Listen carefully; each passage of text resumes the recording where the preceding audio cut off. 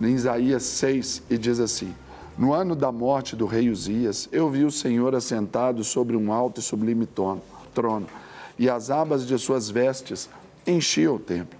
Serafins estavam por cima dele, cada um tinha 6 asas, com 2 cobria o rosto, com 2 cobria os seus pés, e com 2 voavam. E clamavam uns para os outros, dizendo: Santo, Santo, Santo é o Senhor dos exércitos. A terra está cheia da sua glória. As bases do limiar se moveram à voz do que clamava, e a casa se encheu de fumaça.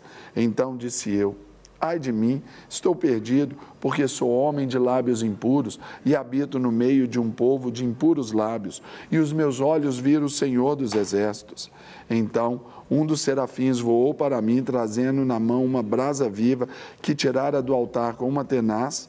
Com a brasa tocou a minha boca e disse: eis que ela tocou os teus lábios, a tua iniquidade foi tirada e perdoado o teu pecado. Depois disso, ouvi a voz do Senhor que dizia: a quem enviarei e quem há de ir por nós? Disse eu: eis-me aqui, envia-me a mim. Esse texto aqui nos torna muito emblemáticos, principalmente porque a gente está vindo aí dessa sucessão de fatos, como aqui já mencionamos, de grandes tragédias, de muitas mortes. Hoje mesmo nós tivemos aí atentados, enfim, cercados por esse terror.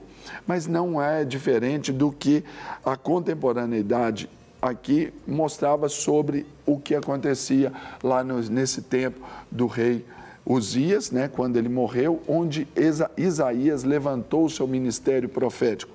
Era um tempo em que Senaqueribe colocou ali grande opressão sobre Judá, o povo estava disperso, preferindo ouvir falsos profetas, assimilando a sua fé à de outros deuses, e a chamada de Deus sempre para nós foi essa, de um povo separado.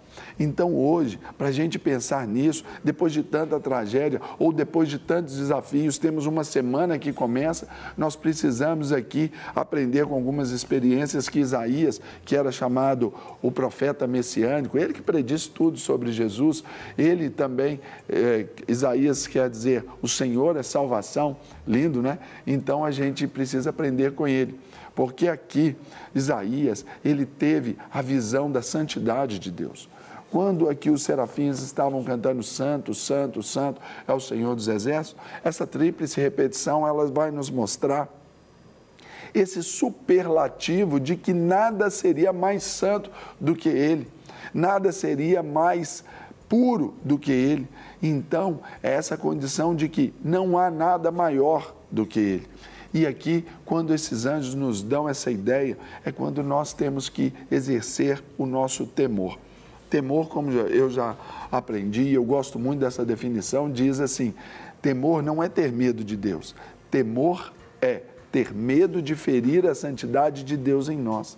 Então, a visão que nós temos que ter da nossa santidade, ela não vai dar resposta para tudo nesse mundo, mas pelo menos para nós vai dar no sentido aí do quê? De parecermos mais com Ele. E se nós nos mudamos, naturalmente já começamos a mudar o meio. Aqui Isaías também teve a visão da glória de Deus. Quando ele diz: a toda a terra está cheia da tua glória, não era a realidade de Jerusalém, não era mesmo, definitivamente não era. Era uma cidade que estava oprimida, assolada, e dentro dessa forma, ele ainda vê que toda a terra estava cheia da glória de Deus, é porque essa glória nos gera uma esperança. É como se essa glória, como foi ali no deserto, a Shekinah do Senhor sobre o povo, ali, aquela nuvem que se movia, assim deve ser a nossa vida também, quando nós nos movemos em esperança. Então a morte, ela nos deixa para trás, nos faz olhar para trás. O luto, de uma forma, é normal que passemos o luto. Natural, não estou falando que ninguém não tenha que passar, porque não existe, isso aí seria irreal. Mas o luto nos faz olhar para trás. Por quê? Lá atrás, olha, a pessoa foi tão boa. Não, nós temos que olhar para frente e esperar ao manifestar da glória de Deus na nossa vida. Isaías também, ele nos ensinou sobre essa visão das suas próprias deficiências, dos seus próprios pecados. Ele deu nome aos bois, talvez ele, como um profeta, aquele que prediz sobre as coisas de Deus, aquele que anuncia Deus ao povo, Talvez ele estava usando a sua boca, a sua língua, para entrar na murmuração do povo. Você pode imaginar algo assim? Por que ele disse que ele era um homem de lábios impuros? Por que ele disse que habitava no meio de um povo de impuros lábios? Consegue entender? Então, nós precisamos ter a visão do nosso próprio pecado. Temos que ser sinceros, porque aí nós vamos ter a visão da purificação. Aqui, quando esse serafim foi lá, pegou aquela brasa e tocou na sua boca, é o sentido da purificação. É esse fogo que nos purifica. É o fogo que potencializa o que há de melhor em nós ou não. O mel, se nós colocarmos o mel cheiroso assim, né? Tem aquele cheirinho do mel, do açúcar, muito legal. Se a gente colocá-lo ao fogo, ele produz um cheiro fétido, fedor, ruim, péssimo. Mas se a gente pega um incenso e a gente coloca ao fogo, aquele cheiro gostoso, ele maximiza. Ou seja, nós precisamos definir o que nós vamos ser, mel ou incenso. Num primeiro momento, tudo legal, mas é o fogo que vai nos maximizar nas nossas melhores qualidades e é a purificação. Agora, aqui também, ele teve a visão do serviço e da obra do Senhor. Não dá para ficar parado.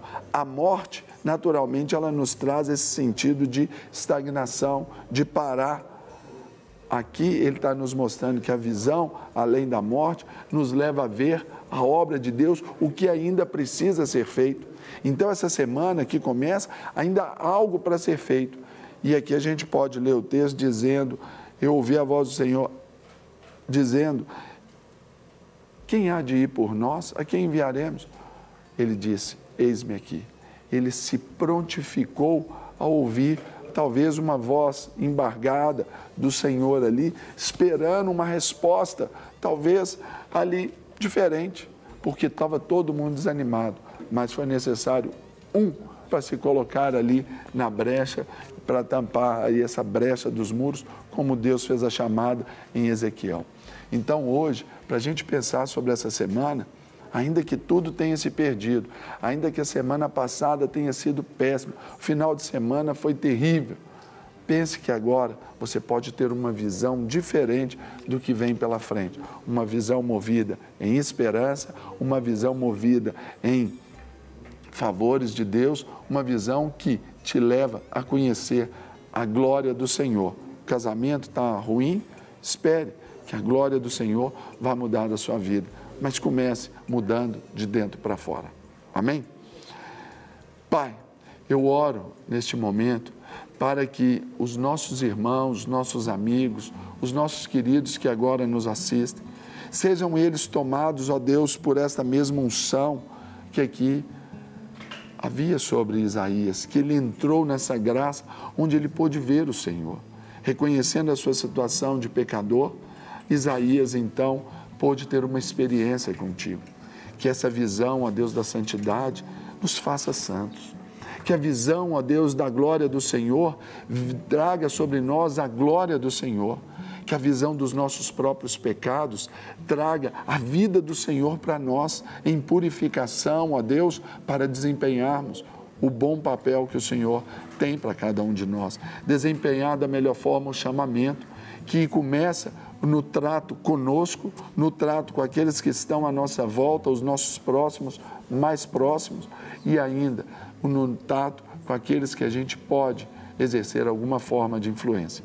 Eu abençoo, Deus, cada um dos meus irmãos, aqueles que se sentiram desanimados, aqueles que se sentiram enlutados, talvez por sucessivas perdas na vida, sucessivas perdas dentro de casa, mas que agora, pela visão aqui no Senhor, sejam eles todos, ó Deus, tocados pela Tua glória, pela Tua graça.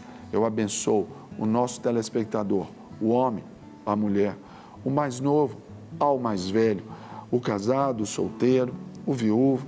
Deus, que sejam todos aí abençoados, que a família brasileira seja abençoada, que a nossa nação seja tremendamente abençoada. É a minha oração, em nome de Jesus. Amém. Não quer ficar um segundo por fora da nossa programação?